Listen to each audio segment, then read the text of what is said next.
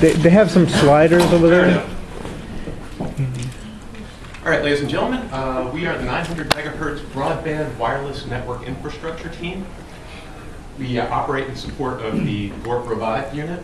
My name is Steve Green, Gavin Bauman, Buddy Shoukat, Matt Webster. And our faculty advisor is Professor Michael Young, and we have plenty of help from Professor Ben Allen as well. The problem statement: GORP needs a reliable network that will allow roaming around the entire GMU Fairfax campus.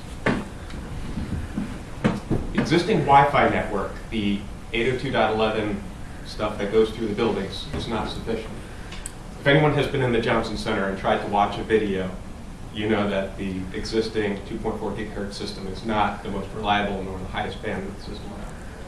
Project goals and requirements: deliver high-speed wireless data communication network for the GORP robotic device. Connectivity must support smooth handoffs between access points because the device is going to be roaming around outside and it's going to be covering multiple access points. Robotic device must be able to maintain IP address for control purposes. You don't want the robot driving off by itself if it loses its network. The network must deliver a high enough baud rate to sustain multiple video and control streams. Approach. All right, so why 900 megahertz, as the question came up before? Well, just to give you a little background on Wi-Fi. So Wi-Fi runs on 2.4 gigahertz, and obviously there's lots of traffic on that network. And also, like was said in the previous presentation, there's a lack of coverage area outside the building. So it might be all right once you're inside the building. As soon as you step outside to where we need to go with GORP, coverage drops. It also has a shorter range than 900 megahertz. And in comparison, we have 900 megahertz. Now, it won't interfere with the existing GMU Wi-Fi network because it's on a different frequency. So we don't have to worry about interference with that. And also, we don't have to really worry about interference from any other system because there's not too many systems that run on 900 megahertz. So that's not a problem. It also has a longer range than the 2.4 gigahertz network. Now, just to throw some figures on the board, the free space path loss, which is a measure of signal attenuation for a given signal as a function of distance and frequency. You can see the lower the attenuation, the better. So 900 megahertz has lower attenuation, which gives us a higher quality of signal. Network diagram.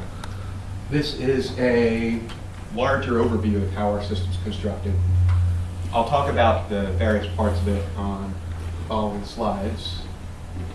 Let us start with the device itself, our MikroTik routers. We chose MikroTik routers because it is the only router around that supports just about every internet protocol that's available. Plus, it supports it at a very attractive price.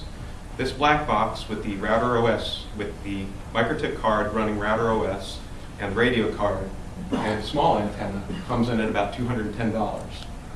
If you compared this to Cisco gear and you wanted it to be able to do everything that this box does, Cisco would charge you at least $20,000 easily.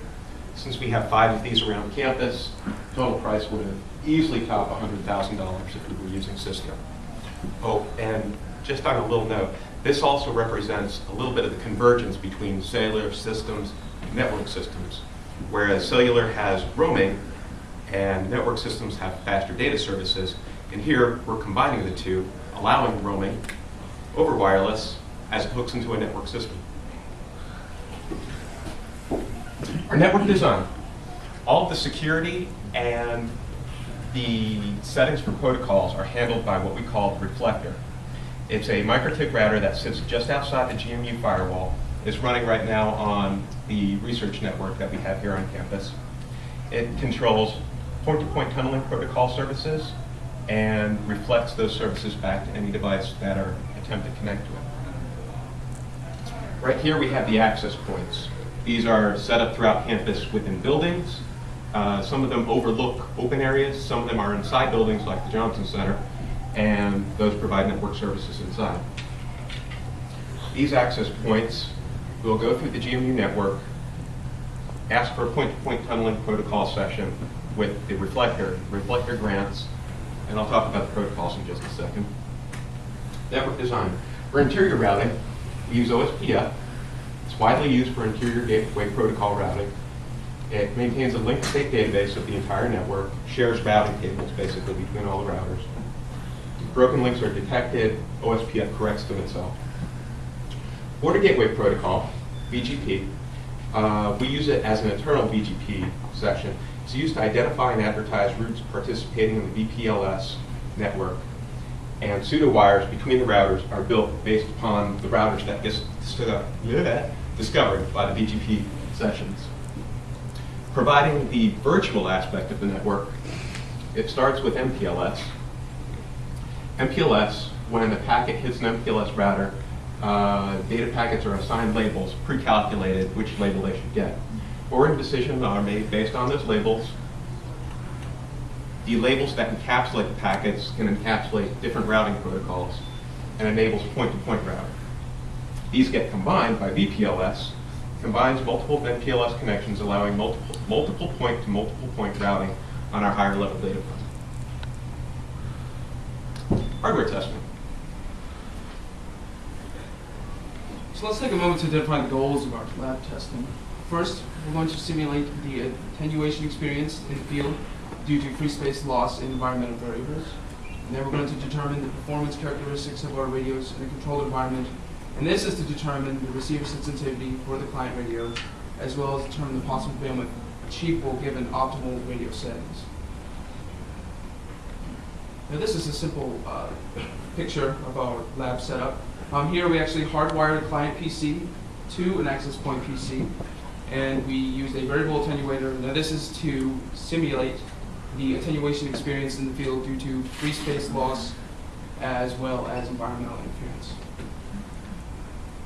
Now let's talk about our receiver sensitivity. This graph shows that as our signal strength decreases, our throughput decreases. Now this is due to bit errors and packet loss. It also shows that our radios will drop air data rates to compensate for these bit errors and packet losses. This graph also shows the different modulation schemes that our radios are capable of, the best being 16 QAM, as well as QPSK and BPSK. And also each of these modulation schemes have 3/4 and 1/2 bit error compensation methods. Next, this is another graph of our throughput versus our signal to noise ratio. This shows that as our signal noise ratio decreases due to bit errors and packet loss, our throughput decreases. Next, this is just showing the linear nature between signal strength and the SNR. Now, of course, as our signal strength decreases, our SNR drops, and this is, as I stated before, due to bit errors and packet loss. Once our system was implemented, of course, we had to test its performance. So the goals of our field testing were to determine the coverage area possible within the network, to determine free space loss, design optimum handoff points, and determine trouble spots for our network. So our field testing setup consisted of the GMU network cloud on top, and on the bottom we have 2 access point radios, which have a signal range defined by this blue area. We also have a client PC connected to a client radio. As we roamed around these areas, we could determine the handoff positions. And our campus coverage area, we had to find different spots to put our radios. So our first radio is in Professor Lloyd's office in the engineering building, and that covers this area. And we have a radio in ST1, which covers the quad in front of the JC. And we also have a radio in the JC to cover the front area. And we had to determine the handoff positions in order to travel between these different areas. So we have to consider the path loss of our network. And Professor Laurie's office in the engineering building had the longest signaling distance, and he had a signaling distance of 123 meters, and that was 73.3 decibels of path loss. And at 218 meters, we had 78.3 decibels of path loss.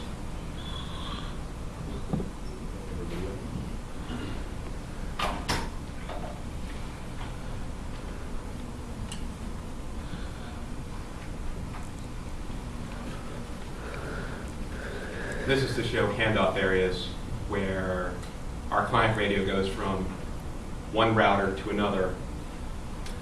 The line you see right here with the green is measuring the delay in milliseconds that a ping comes back with.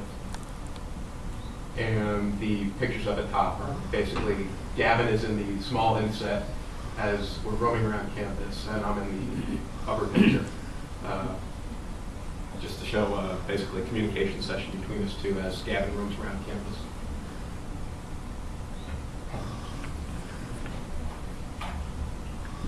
We'll skip to where some of the handoffs occur.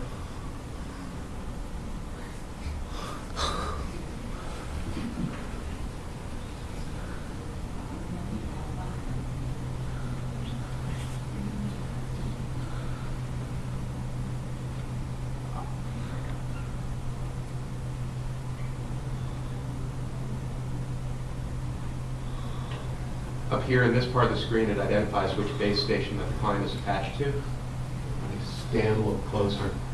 Right here's the frequency that we're operating at.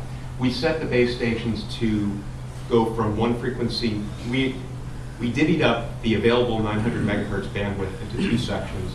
And whenever we have an access point, we would start on either a lower portion of the 900 megahertz spectrum or the upper.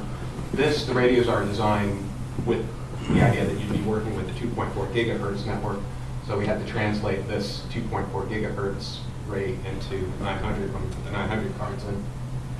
And when we placed the network access points in the various buildings, we would go from the high portion of the 900 bandwidth, the low portion, to the high portion, to the low portion, so that any two access points wouldn't be speaking and listening to each other on the same portion of the channel.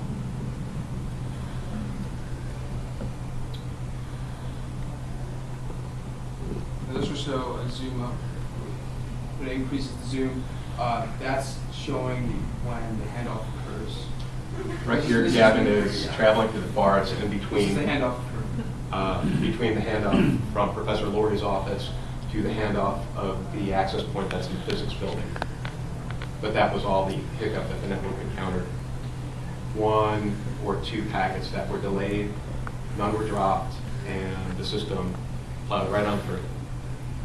This is the Google chat window, and this shows that as the handoff occurs, the connection does not drop, and the Google chat session is not interrupted. We go.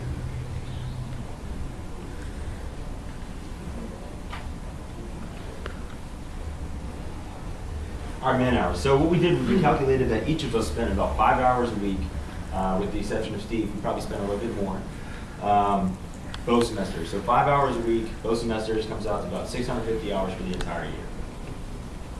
Finances. So major expenses were the obviously the radio cards and the routers. So total came out to be about $1,700. And the nice portion of this is that if you were in an area in either this country or foreign countries that don't have the infrastructure that we have in the United States, for under $2,000, you can put a Wi-Fi network outside that will encompass an area as big as half of our campus. And if you want to throw telecommunications down in the fastest, cheapest way possible, this is the kind of system that you want to use doing it. Lessons learned. The original plan was to put the access points on top of the roofs of the respective buildings. After months, weeks and months of talking to facilities, it didn't work. So difficult to work with. More time needs to be allowed for permits, approvals, signatures, and administrative issues. So we just ended up putting them inside offices. Take applied networking classes before you attempt a networking project. This was, would have helped out a lot. To test critical components as soon as possible. Those are always the ones that seem to mess up right at the end, and they definitely did. So, no. We'd like to thank Professor Michael Young for our technical advice. Professor Ben Allen gave us a lion's share of the information on how to configure the VPLS and the MPLS networks here. Thank you, the GORT team, who provided the robot. Special thanks to Professor Craig Laurie. I apologize for destroying your network connection that day or two. and with Professor Song providing our initial consult on